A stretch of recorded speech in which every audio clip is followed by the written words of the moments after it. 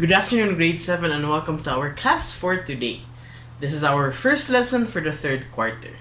Okay? Now, our topic will be researching a topic. So, let's say for example, you are asked to search for something by your teacher. So, we are going to learn how we can search. Okay? So, the previous quarter, we talked about how to search, diba? How to use the search engine, how to check the website. But this time we're going to search a topic. Okay, so we're not going to search, we're going to research a topic. Kaya lahi man ng sometimes we equate research and searching. Searching and researching is not the same. Okay, searching is just looking for items or looking for websites, while researching is you get from the websites that are relevant to you, and then you try to come up with your own with a kind of synthesized or gikuha na siya together coming from a lot of sources. Kaya sometimes kung may ng teacher nga search this, search that, sometimes we only have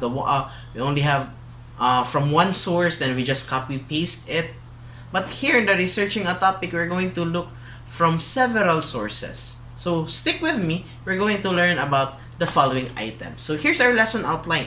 First, we're going to look at the sources of information. Unsa may mga sources nato of information? What are our sources of information? Next, the guidepost. What are our guideposts in looking for information? What are the guidelines that we should follow in looking for an information? And also, we're going to cite our sources. Okay, so we're going to talk about this one today. So, ayaw mo kabalaka, don't be worried if you don't know what citing a source is. Okay? Now, I will show you a picture. Are you familiar with this one? Are you familiar with this view? How about this? How about this view? So, if you don't know what that is the Taal Volcano. And Taal Volcano is one of the most active volcanoes in the Philippines. Its latest eruption, it did erupt, and it erupted last year, with the ashfall reaching most parts of Luzon and I think the ashfall also we also had the ashfall here, diba? A little bit of the ashfall. So, Taal Volcano really is one of the most active volcanoes in the Philippines. Now, I want you to provide other descriptions about the Taal Volcano. Do you know how and why volcanic eruptions occur? Do you know? Now, if you do not have any sufficient information or knowledge about this volcano, what kind of sources or materials will you use to help you gain more information about this volcano? Unsa man iyong gamiton ng mga information or materials or resources? What are you going to use? Now, in your exit ticket, you have an activity there. So I have here, which of the following materials will you most likely use in researching for additional information? So you have there newspapers, magazines, video clips, images, podcasts, balik na magazine, interviews, speeches, periodicals, and books. Unsa man, what kind of materials are you going to use in order to find additional information regarding the Taal Volcano? Let's say, for example, I'm giving you a task. Example lang. I'm giving you a task about Taal Volcano. So, what are the what materials will you use so that you can provide an information? So, in the exit ticket, you're going to choose 3, and then you have to state your reason in choosing them. Why did you choose them? Okay? But later na sa exit ticket. So, basically, children, we have 3 types of sources. Okay? So we have 3 types of sources. We have the primary, the secondary, and the tertiary sources of information. Now let's look into this one by one. Let's go first with the primary sources. Okay? Now primary sources are the first-hand accounts, raw data, and other original materials on which other researches are based. Papasabot ani, to make this to have this in a more simpler term, these are na-experience sa writer. These primary sources are experienced by the writers themselves. So let's say, for example, I am in the Taal Volcano. I was a resident near the Taal volcano and I experienced the ashfall myself. Okay? So if I write something, let's say for example, I will write a diary about what happened to me on the day the Taal volcano erupted, that diary of mine becomes a primary source because it's my first-hand account. Ako may naka-experience niya. I am the writer of the diary entry and I have experienced the activity firsthand. So if some researchers will try to find experiences of other people during the ashfall, they can look at my information and they will say, oh, this is a primary source of information. We are going to use this one because the writer has experienced the ashfall when it happened. Okay? So that's our primary source of information. Examples are poems, diary entries, court records, interviews, surveys, original research, and research published in scholarly and or academic journals. So kani sila, these are all primary sources of information. Okay? Remember, first-hand accounts, raw data, and original materials. Next, we have the secondary sources. Now, in the secondary sources, gi-describe, gi-analyze, or gi-interpret ang primary sources. Okay? So these are not anymore the first-hand experience of the writers. They are just getting it from the primary sources and they add their own description, they add their own analysis, or they add their own interpretation of the primary source. Okay? And these are information written or presented by authors who did not personally witness an event or occurrence. So basically, wala sila ka-experience ani. So ila ra gikuhaan ang katong naa sa primary source. They just base all their information from the primary source that they got. Okay? And examples of these are textbooks, the textbooks that you have, magazine articles, newspapers, especially ka ng mga reporters. When they write an article, they're not the ones who experienced it. So they ask people. So they write down their answers and then they interpret it. They write the news. So that is a secondary source of information. So we have book reviews, we have commentaries, and we have almanacs. So these are all secondary sources because they did not experience the event itself. Let's say for example, kanang book review. In a book review, you do not experience the book itself. Aside if you're the author, and that's a primary source, but you're not the author, so you're just analyzing or interpreting the book, or you're just describing the book. That's why a book review is a secondary source of information. Let's go to the tertiary source. Now, a tertiary source is used to organize and locate primary and secondary sources. Examples include indexes, abstracts, bibliographies. You know what bibliography is? Bibliography is found at the end of a book, and it lists gilist niya ang tanan mga sources, the sources of the books, directories, or databases. So aside from that one, a good example of a tertiary source is your Google search results. Not Google, Sometimes you say, sir, I got it from Google. No, that's wrong. You got it from Google search results. Okay? And Google search results are actually tertiary sources because the Google search results is actually an index, gitipon, a coming together of all the information in the internet. Okay? So, Google search result is a tertiary source of information. Now, what are our guideposts? How will we know what kind of information we're going to get? We're going to research for a topic. What kind of information should we look into? So we have our guidepost here. We have the Aru Crew. That's our kanang that's how we are going to learn that one so that we can remember it much better. Aru Crew. So it has to be accurate. Is the website or is the book that you are having for your information accurate? Sakto ba siya? Is it reliable? Basin ka ng blog lang na siya. It's not a reliable source. Is it up to date? Is it recent?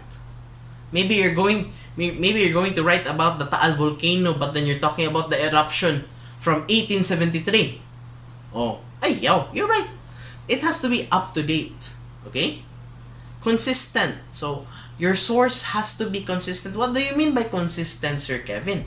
So, when you say consistent, dili siya kuan. It's not, the source is not, what do you call this?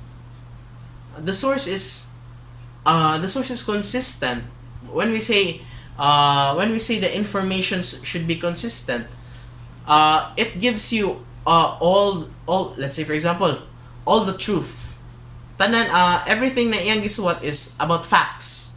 Kaya sometimes when you have the information, there is facts and then opinion and then fact na po and then opinion. If it's all about opinion, if your source is an opinion, it has to be opinion all the way. Dili nga mo gamit og facts and then mo opinion na pod.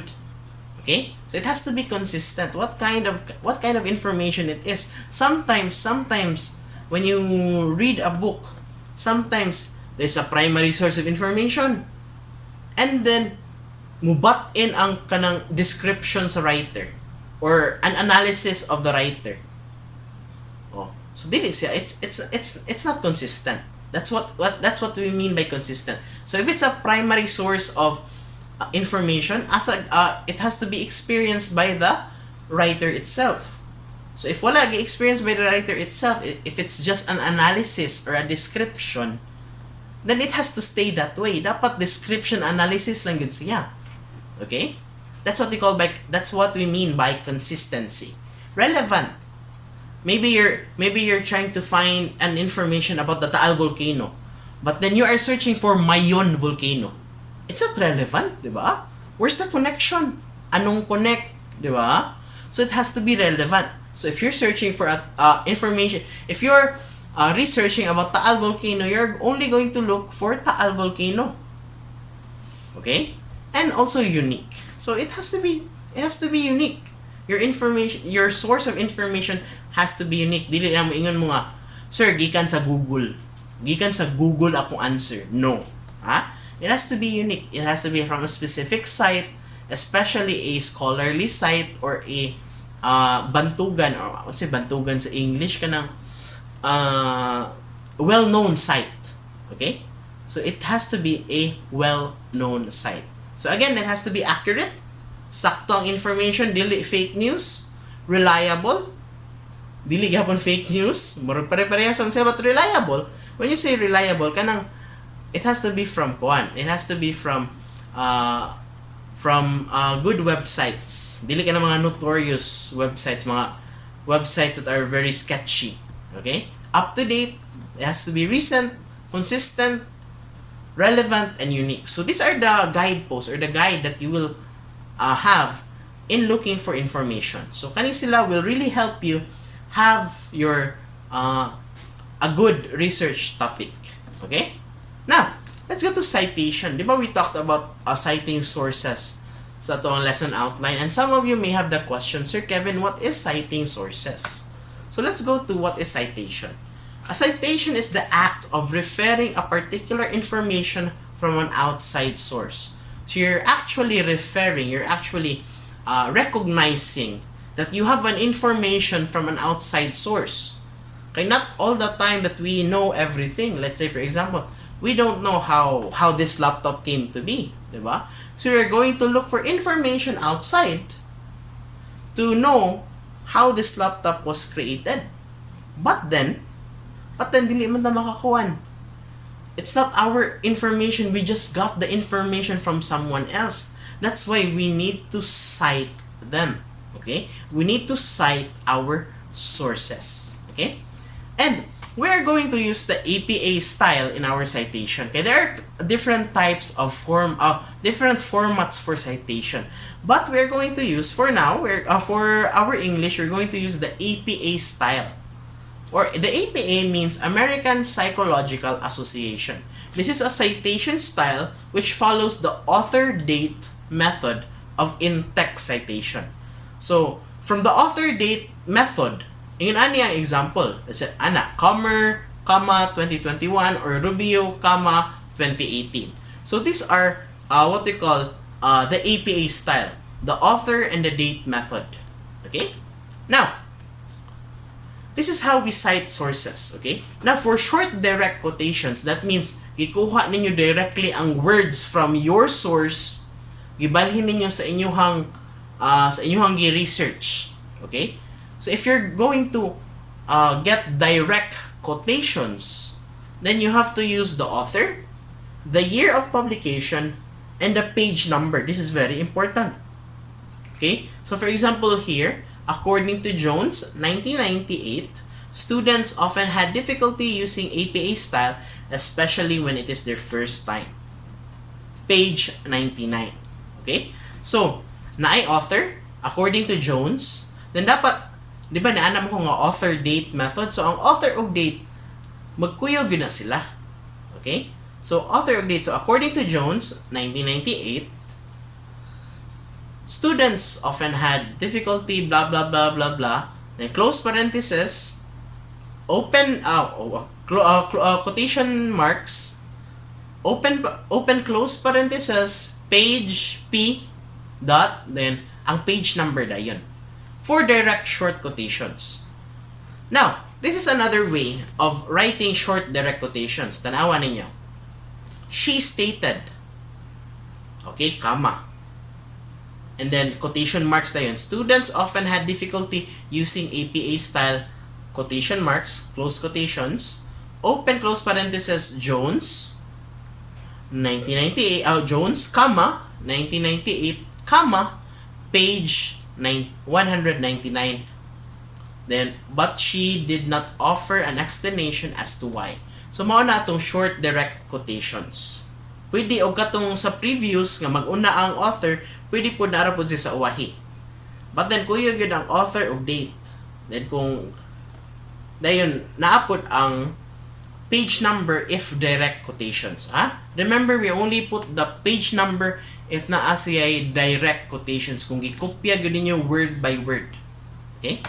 Now, Sir Kevin, what if I don't have the year of publication? Sir Kevin, I don't know kanus ani siya na-publish, what year this is published. So we can use ND. ND means no date. Okay? So for example, Molina, ND, page 5. Okay? Now Sir Kevin, what if I have multiple pages as my source? So we are going to use PP and then the number of pages. So Molina, 2012, pages PP 5 to 6. Now, Sir Kevin, what if my source doesn't have pages? Sir Kevin, what if walay page? So you may reference another logical identifying element. So for example, ipon ninyo ang paragraph. So you can use paragraph, and it's abbreviated as para. A chapter number, chap. A section number, sec. Or a table number, table, or something else. So for example here, Molina, 2012. Now instead of page, kaya walang may page. Let's say for example sa website, di ba? A website doesn't have a page, so we can put there para for paragraph 13. So gikuha niya ang information from the 13th paragraph. Okay? Now, atong gidiscuss niya, the one that we discussed a while ago, was about direct quotations. You lifted the words, word for word. You copied it to your own research. But what if you just summarized or you paraphrased? Giilisan ninyo ang words. Okay? Now, we are still going to use the author and the year of publication only. Okay? So for example here, according to Jones, open close parenthesis 1998. APA is a difficult citation format for first-time learners. So kani siya, it's actually a paraphrase now. Dili na siya word by word, but the idea is still from Jones. So we still need to cite Jones. That's why we need the author and the year of publication. Another example, wala na to gibutang si Jones sa atubangan, ato siya gibutang sa luyo o sa ending sa sentence. APA style is a difficult citation format for first-time learners. Open close parenthesis, Jones, 1998. So mao na ang pag-cite sa source if it's a summary or a paraphrase. Okay? Now, Sir Kevin, when will we when will we cite? When will we cite and when will we not cite? So here's a flow chart. When should you cite your sources?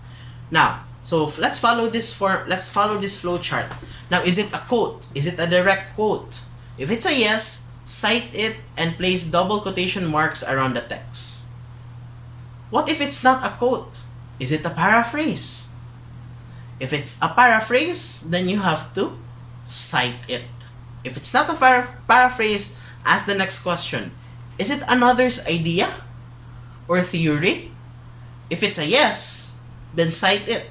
Then it's a no, there is no need for you to cite because it is common knowledge or your own thoughts. So I hope this will help you in our next activity tomorrow. Thank you everyone for listening. Make sure you answer the exit ticket. Thank you and God bless.